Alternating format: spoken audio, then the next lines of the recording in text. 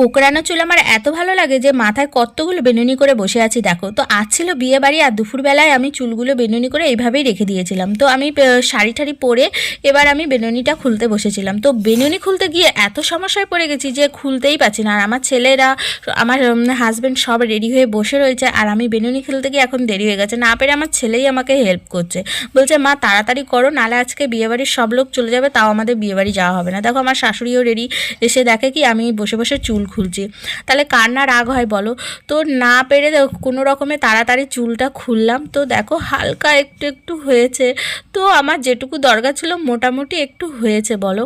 তো এর থেকে আর কি হবে, কি তাড়াতাড়ি এই চুল খুলতে গিয়ে একদম চুল মানে কি বলবো জড়িয়ে গেছিলো, আর আমার ছেলে হেল্প করছে তো খুলতে তো পারছিল না, একদম মানে জড়িয়ে ভরিয়ে না পেরে কত চুল যে টেনে ছেড়েছে তার ঠিক নেই। তো চলো আমি মোটামুটি রেডি হয়ে গেছি, শুধু কানেরটা পরলে হয়ে যাবে।